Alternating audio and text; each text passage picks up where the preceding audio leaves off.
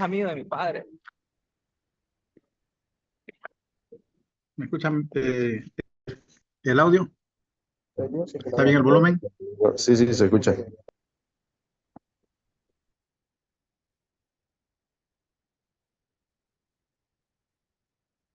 Hola, hola, pues si no, envíenme mensajes si no están escuchando para ver cuál es el perfecto. Buenas noches, yo escucho, ingeniero.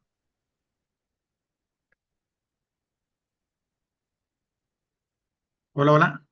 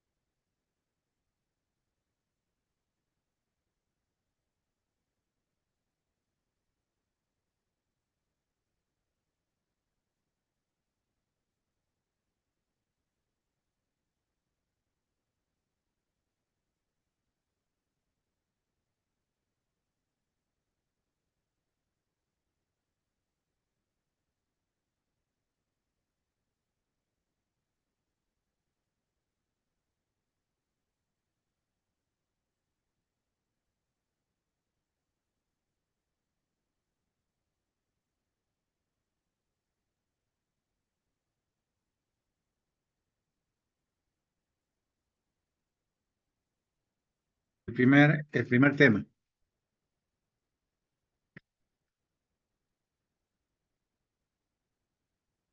De acuerdo al programa que ya también oportunamente les envié al grupo, el primer tema habla de la ingeniería. Como habíamos hablado en el programa, dice, el primer tema, ¿cuál es el objetivo? Conocer qué es el derecho, así como los elementos fundamentales que lo componen.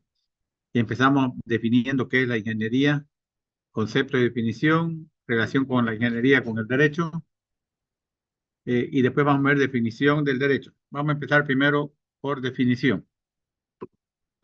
La ingeniería es el conjunto de conocimientos y de técnicas que permiten aplicar el saber científico a la utilización de la materia y de la fuente de energía mediante invenciones o construcciones útiles para el hombre. Precisamente ingeniería viene de ingenio, viene de creatividad. Precisamente de la ingeniería quiere decir que es la habilidad que tiene el ser humano para poder utilizar la energía. Empecemos por la energía del sol, la energía del vapor, las distintas clases de energía, para poder fabricar cosas útiles o maquinaria o herramientas que sean útiles para el hombre, para que pueda, le ayude en su diario vivir. Esa es la definición más concreta de lo que es la ingeniería. Ahora, ¿cuál es la relación de la ingeniería con el derecho? La ingeniería se relaciona con el derecho porque todo ese conjunto de conocimientos y técnicas que permiten aplicar el saber científico deben estar enmarcadas dentro de lo que establecen las normas vigentes. ¿A qué se refiere? Por ejemplo, quien inventó el arma de fuego, eso es producto de la ingeniería, de la creatividad del ser humano. A través del conocimiento científico, de esa curiosidad del ser humano, descubrió que podía fabricar utilizando la pólvora y un plomo, bueno, utilizar pues un arma, ¿no? Pero ¿dónde se relaciona con el derecho ahí, esa fabricación? Se le relaciona porque esa fabricación, la fabricación de esa herramienta fue precisamente para defenderse de la constantes este, amenazas que sufría de ciertos animales feroces que estaban que deambulaban por la selva. Entonces el ser humano, cuando patentaron esa arma, bueno, se la patentó, pero con el fin de que sirva como un medio de defensa para el ser humano, no como motivo de un arma destructiva o un arma de venganza para matar seres humanos. Entonces ahí está la relación de la ingeniería con el derecho. Por eso dice la definición, la ingeniería se relaciona con el derecho porque todo ese conjunto de conocimientos y técnicas científicas que permiten aplicar el saber científico o sea, referente a la fabricación de ciertas armas o instrumentos, deben estar enmarcadas dentro de lo que establecen las normas legales vigentes, porque hay límite. Por ejemplo, se fabricó el auto como un motivo de necesidad para poder transportar a los seres humanos, para poder acortar la distancia, para poder transportar carga de manera más eficiente, más rápida y menos riesgosa.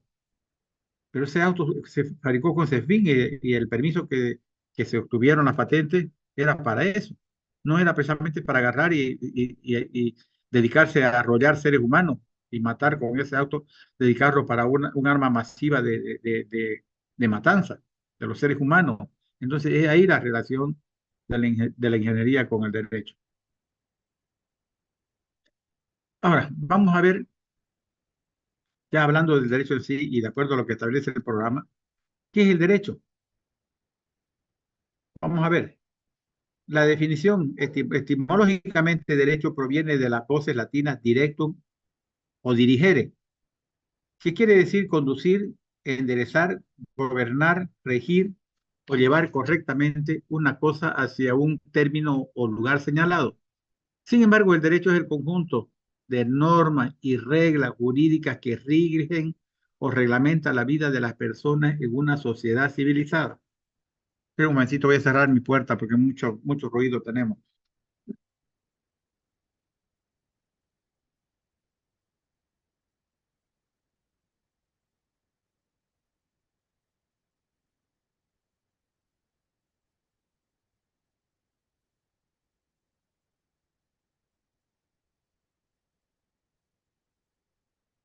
Entonces, en los pueblos antiguos, en, que no existía ningún reglamento, ninguna norma de conducta social, entonces era todo contra todo, era la ley del más fuerte, no había un orden, solamente los líderes que lograban imponerse y tomar el mando de las tribus, bueno, eran a lo que había que obedecerse, entonces no había una línea de respeto, cualquiera podía atentar contra la vida del otro. Y es así entonces que van naciendo distintas normas de convivencia social para que pudieran las sociedades antiguas, las hordas que fueron los primeros grupos de personas conocidas en la historia, para que puedan pues relacionarse y puedan convivir, no destruirse entre ellos, más bien unirse para defenderse tanto de las inclemencias del tiempo, defenderse de las fieras que acosaban al ser humano y defenderse también de otras tribus que los acosaban para poder conquistarlos y esclavizarlos, bueno, porque el ser humano por naturaleza siempre buscó quien trabaje por él. Ustedes saben que en la antigüedad, ¿por qué eran las luchas? Por conquistar, pues, conquistar territorio y además conquistar cierta riqueza que tenía la tierra. De esa manera, cuando un grupo o una horda atacaba a otra, lo primero que hacían los que quedaban vivos los esclavizaban y los obligaban a trabajar por ello, a trabajar. O sea, y después el ser humano ya cuando fue pasando la época de la esclavitud, bueno, ¿qué hizo para trabajar? Trató de buscar cómo domesticar a las fieras para que las fieras puedan trabajar por ello. Una vez que domesticaron las fieras, entonces las fieras y pudieron ya usar el buey, por ejemplo, para el arado, el caballo para los transportes y también fue animal de labranza. Y así sucesivamente, pues buscó luego ya, cuando aparece, descubre la energía ya y consigue la invención de la máquina, bueno, ya dejaron a los animales y utilizaron la máquina como un medio de trabajo para poder arar la tierra y poder cultivar y poder subsistir, poder alimentarse. Después de la máquina, bueno, viene el avance, aparece la tecnología y bueno, va superando a la tecnología, luego viene la robótica, que es lo que conocemos ahora, lo más moderno. Entonces, pero la cosa fue que el hombre siempre buscó cómo alguien trabaje por él. Así de esa manera, entonces, es que cuando hablamos del derecho, la definición más correcta dice, el derecho es el conjunto de normas y reglas jurídicas que rigen o reglamentan la vida de las personas en una sociedad civilizada. Ahora, por ejemplo, vivimos efectivamente en una sociedad más garantizada, más estable, en la cual existen normas que si alguien, por decir, agrede o mata a otra persona, inmediatamente pues vienen las normas sancionadoras para poder sancionarlo, meterlo a la cárcel por el delito que ha cometido, porque eso no está permitido. De esa manera, entonces, así es que aparece el derecho, ¿no? Como una norma reguladora y sancionadora. Un ratito voy a tomar.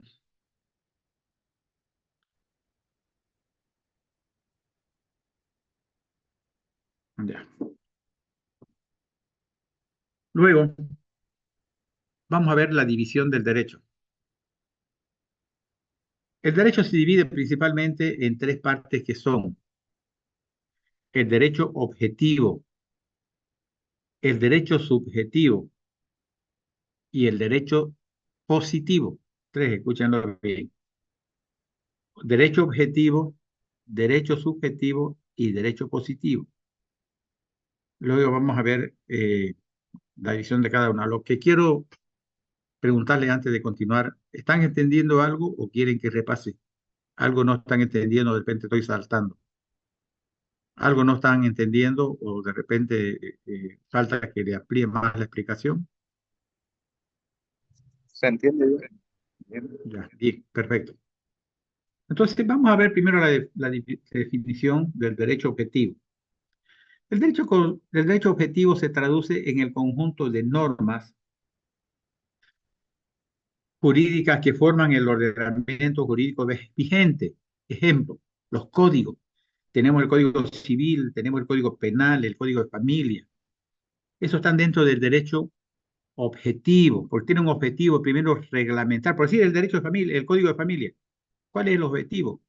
Reglamentar cómo funciona la familia. ¿Cómo funciona la familia? Nosotros grandes sabemos que cómo funciona la familia. El primero, de cuando dos personas ya mayores de edad, bueno, de ambos sexos, por supuesto, porque así define originariamente la doctrina. Dos personas de distintos sexos, mejor dicho, de distintos sexos, se unen, se unen en matrimonio. Ahí empieza la familia. ¿Para qué se unen? ¿Con qué fin? Con el fin de quererse, con el fin de amarse, con el fin de complementarse, de hacer una vida conyugal en sociedad, luego de hacer una familia ya teniendo los hijos. Bueno, ya nacen los hijos, ya el código de familia empieza por ahí, primero permitiendo cómo debe empezar la familia a través del matrimonio, después cómo va el ser humano, qué va a hacer cuando tiene un hijo, cómo lo va a registrar, qué derechos le asisten a ese hijo, qué obligaciones tienen los padres. Todo eso está en el código de familia, ¿ya? ¿Qué obligaciones tienen entonces los padres de alimentarlo, de vestirlo, de darle el estudio? En fin, todo lo que necesita el menor hasta cuando ya sea mayor y ya pueda subsistir por sí solo. Entonces, bueno, el Código de Familia también establece, dentro de lo que es el derecho objetivo, esto establece que cuando dos personas, por decir, bueno, no se entiende ya en el matrimonio, bueno, permite también separarse y divorciarse. Entonces también establece el reglamento, cómo debe proceder. No es que se van a agarrar a palo y se van a separar. No, establecen los procedimientos, cómo se van a separar, cómo van a enfrentar el divorcio, qué van a hacer con los hijos, porque los hijos no van a quedar a la intemperie. Entonces alguien tiene que hacerse responsable, alguien tiene que poner la asistencia familiar para que se críen y así. Todo eso está en los códigos. Entonces, eso es a través del derecho objetivo. Entonces dice, ¿qué va a ser establece derecho y establece obligaciones? Y entonces, ¿qué pasa si uno de los cónyuges no obedece, hace lo contrario a lo que dice el código? Ahí vienen las sanciones, porque el mismo código dice que el que entonces infringe ese artículo tiene una sanción, tiene una pena, y establece cuál es la pena, si es de cárcel, si es de reclusión, si es de arresto o si es de trabajo forzado, en fin, establece los mecanismos. Eso es el derecho objetivo. Bueno, después vamos a ver el derecho subjetivo. ¿Qué es el derecho subjetivo? Dice, son las facultades que las normas jurídicas conceden y garantizan a los individuos sometidos a ellas, o sea, la aplicación del derecho o el ejercicio que puede hacer una persona con relación a ese reclamo que tiene. Entonces, ¿qué pasa? A ver, para que me entienda mejor. Supongamos que están los cónyuges de la familia. Bueno, en primer lugar ya empiezan las peleas, que un cónyuge, por decir, es infiel, el otro también la maltrata a la pareja. Entonces, la persona que se siente afectada ya recurre al derecho subjetivo, que es el que estamos ahorita hablando, el derecho subjetivo. ¿Para qué? ¿Qué es lo que dice el derecho subjetivo? Son las facultades que tiene cada ser humano para hacer valer su derecho. Entonces, a través del derecho subjetivo, esa persona que se siente afectada ya recurre al juez. Señor juez, de acuerdo a lo que establece el Código de Familia, dice que tenemos que tener una armonía en el hogar, pero mi marido ya, por decir la mujer, ha empezado a maltratarme, mire, estoy toda, me ha pegado, me ha botado a la calle. Entonces ya recurre a buscar justicia. Para eso es el derecho subjetivo, para que esa persona ya haga valer sus derechos. Ya es el camino, le enseña el camino qué va a hacer en caso de que falle el derecho positivo, que no esté cumpliendo con el derecho positivo, que son los códigos, o lo que establece el código. Entonces, a través del derecho subjetivo hace valer su derecho ya ante la autoridad correspondiente. En el caso, bueno, sigamos hablando nomás del caso de familia, para no hablar del penal o de otro código de familia, que es el más entendible. Todos conocemos y sabemos y tenemos una familia, por lo tanto estamos inmersos en ello y es más fácil entender por ahí que yo le estoy explicando en la vía penal, que es más complicadito. Bien, ya tenemos las dos cosas. Tenemos el código de derecho positivo, el derecho objetivo, que es el que nos marca los límites, los derechos y obligaciones. Y si se infringe eso, ya recurrimos al derecho subjetivo para que nos haga valer, nos haga que se cumpla lo que está mal en el derecho objetivo. Y aquí ya en la parte tercera, la parte de esta división, que es la tercera parte, dice el derecho positivo. ¿Para qué el derecho positivo? Es el sistema de normas jurídicas que informa y regula efectivamente la vida de un pueblo en un determinado momento histórico. Escúchenlo bien. Dice, el sistema de normas jurídicas que regulan la vida de las personas en un determinado momento histórico. Ese momento histórico podemos dividirlo, por ejemplo, podemos dividirlo, por decir, periodo, en periodos de tiempo, ¿ya? Por decir, el Código de Familia antiguo que funcionó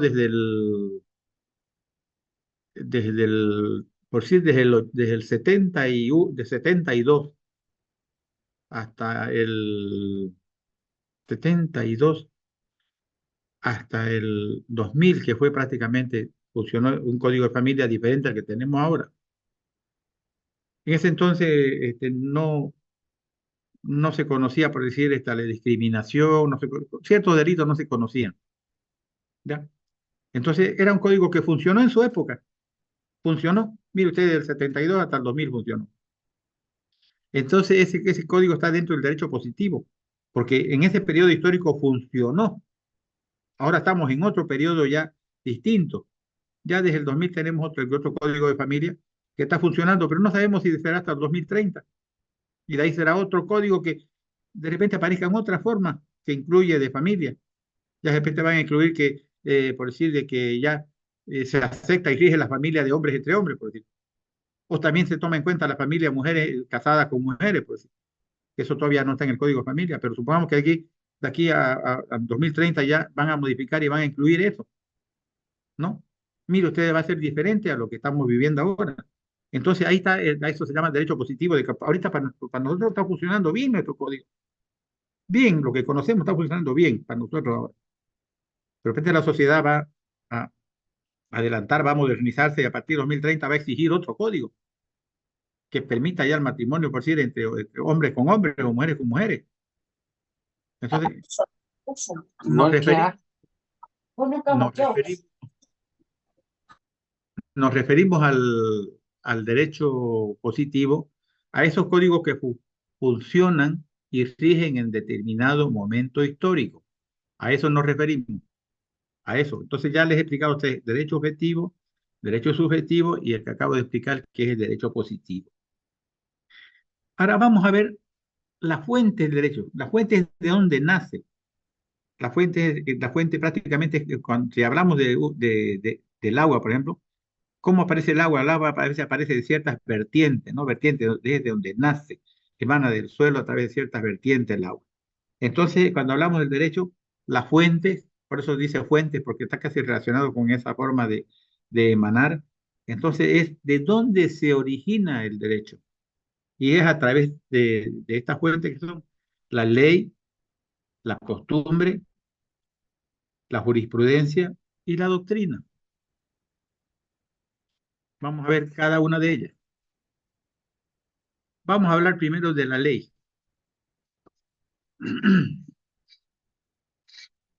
¿Qué es la ley? La ley dice que constituye una de las fuentes principales de la ley o del derecho. La ley es una de las fuentes principales del derecho. En sentido amplio, la ley es toda norma jurídica reguladora de los actos y de las relaciones humanas aplicadas en determinado tiempo y lugar. Entonces, miren ustedes, la definición dice, la ley es toda norma jurídica reguladora de los actos relacionados a la persona. Claro que regula los actos. Ustedes ven en la noticia, por ejemplo, fulano, por decir hombre, cometió feminicidio, mató a su esposa. ¿Ya? Entonces ven ahí, ¿no? Entonces, la ley regula eso. Dice, no puede, porque es su esposa, ¿cómo la va a matar? Está prohibido. Si el hombre que hace eso o la mujer que hace contra su marido, entonces el delito, bueno, está solamente regulado para las mujeres. Es feminicidio, que es un delito grave. Tendrá derecho, dice, 30, que matara a su esposa bajo el efecto del delito de feminicidio, tendrá 30 años de presidio en la cárcel pública. Entonces, eso es lo que regula la ley. La ley dice, no se debe hacer. Y si se hace, esto le va a pasar. 30 años tiene que estar en la cárcel pública, cumpliendo su condena, enjaulado como un pajarito ahí, sin poder salir.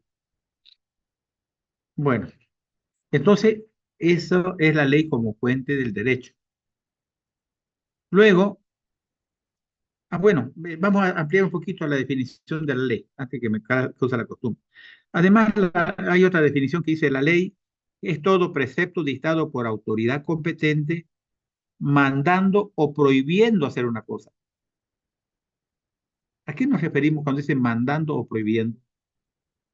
La ley puede, por ejemplo, manda, dice, todo padre tiene la obligación de alimentar a su hijo menor hasta que él pueda subsistir. Nos está mandando, nos está ordenando hacer. Por eso es todo precepto dictado por la autoridad competente, mandando o prohibiendo. Mandando, ¿qué es lo que va a hacer? Y ahí, por ejemplo, en la ley manda que el padre tiene la obligación de alimentar a su hijo. Y en el caso de prohibiendo, es el caso que estamos hablando anteriormente, de que dice que todo hombre no puede matar a su esposa porque comete el delito de feminicidio. Entonces la ley puede mandar que haga algo o puede prohibir que haga algo. Entonces, lo que pasa es que entonces a eso es lo que manda la ley. Luego viene la costumbre. Ustedes han escuchado a Octavio Quispe, por favor, le puedo que apague su teléfono que interrumpe ya la explicación. Que apague su micrófono. A cada rato lo estoy apagando y lo habilito otra vez. Bueno, voy a dar el informe de... ¿Me está escuchando Octavio Quispe? Bueno, como ya ven, hemos hecho la reunión de emergencia para... Lo voy a eliminar, bueno, creo, del a Octavio el tema Quispe. del NIC y el tema de todas las cosas que han sucedido. Bueno, en primer lugar, hemos seguido aplicar el NIC, bueno, la copia del NIC se ha conseguido acá a través de Ahorita van a esperar un poquito. y lo tenemos, digamos, también arreglar también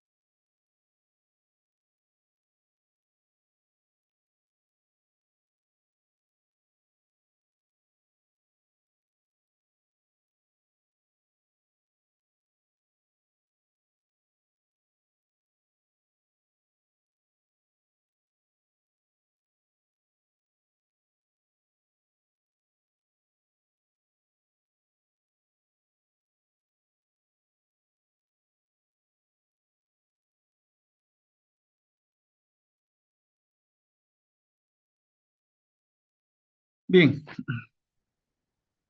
escúchenme antes que me olvide, si se cortara la transmisión, no, se enganchan, yo voy a abrir otra vez el mismo link, se van a enganchar ahí mismo, en el mismo link ya, para que concluyamos hoy este tema.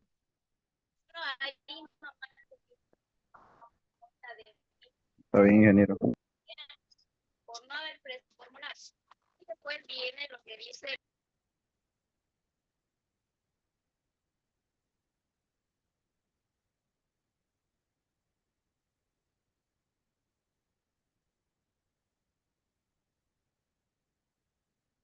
Bien.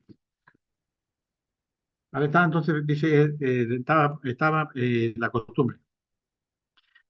Ustedes recordarán, ustedes puede haber, alguno de ustedes quiere escuchar si tiene alguna idea, ¿qué es la costumbre? A ver, nosotros tenemos, decimos, a veces, ese alumno tiene la costumbre de, por decir, de llegar tarde a clase, o tiene la costumbre que a veces, ni bien empieza a hablar, el profesor se sale. Tiene la costumbre, entonces, ¿por qué decimos la costumbre? ¿A qué se refiere? Alguien quisiera ver si tiene la idea de qué estamos hablando cuando hablamos de la costumbre. Quisiera Eh, saber. ingeniero, para algo habitual, algo que se hace constantemente. Exact- Exactamente. Es algo que lo hace habitualmente. De los formularios, lo que se tiene que presentar. Oiga, que me tiene mal este equipo, pero ahorita le voy a mandar un mensaje a su vez. Me está interrumpiendo mucho.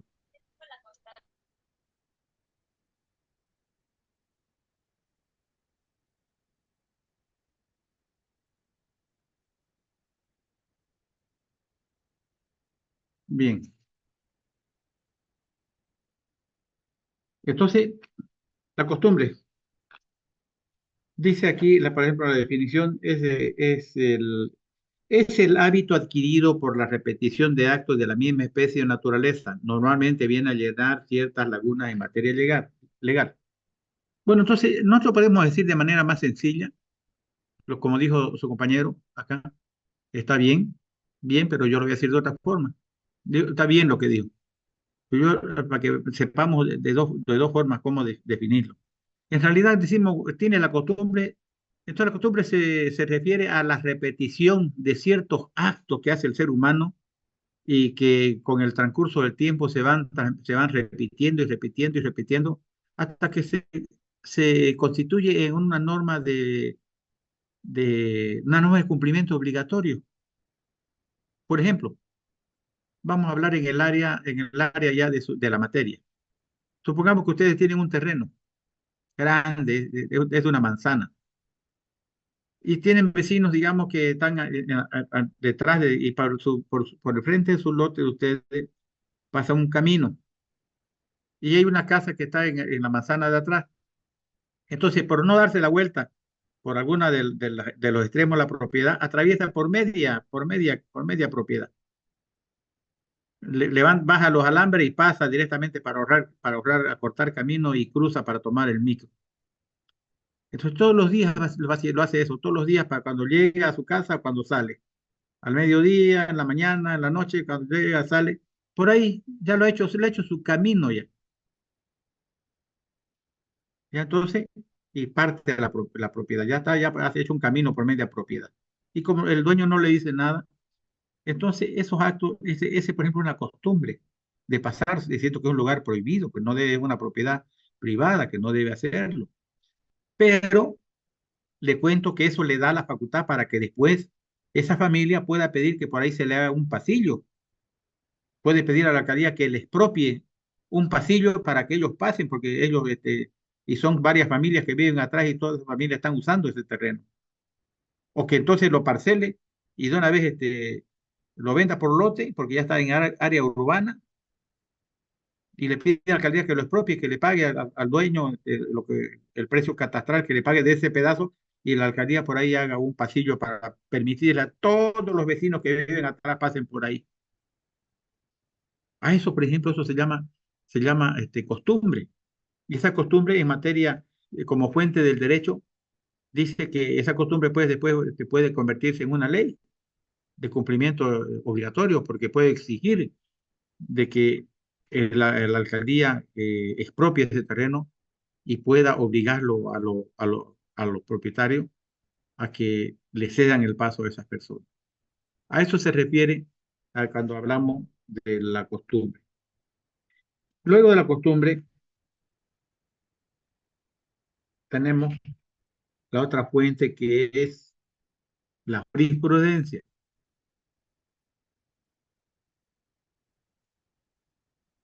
¿Qué dice la jurisprudencia? A ver, en términos más concretos dice, diremos que la jurisprudencia es la interpretación que hacen los tribunales de la ley para aplicarla en casos sometidos a su jurisdicción. Así pues, la jurisprudencia está formada por el conjunto de sentencias dictadas por el Poder Judicial sobre una determinada materia. Para que la jurisprudencia sea fuente del derecho, estos fallos tienen que ser emitidos por la Corte Suprema. Bueno, eso decía antes. Ahora ustedes seguramente escuchan en los diarios, escuchan leen los diarios, escuchan en las noticias. ¿Han escuchado hablar del Tribunal Constitucional? El Tribunal Constitucional es el máximo órgano del Poder Judicial. Incluso está por encima del Tribunal Supremo de Justicia. Entonces, cuando un caso, han visto ustedes la pelea de los políticos, ¿no? Como hasta la asamblea plurinacional la ha paralizado el Tribunal Constitucional. ¿Por qué? Porque con esas sentencias constitucionales son las únicas que sientan jurisprudencia. Si hay, por ejemplo, un caso que se está peleando en materia legal, se está peleando, por decir, el caso de un derecho, el derecho de una casa. Finalmente, cuando agotan todas las instancias, lo someten al Tribunal Constitucional. Si el Tribunal Constitucional dice la casa corresponde a tal familia, eso se cumple. Entonces, y esas sentencias realmente son las que sientan jurisprudencia. Que cualquier otro problema que surja en otra familia, simplemente se aplica lo que dice en esa sentencia. Queda establecido como una ley. A eso se llama jurisprudencia. Bueno, y finalmente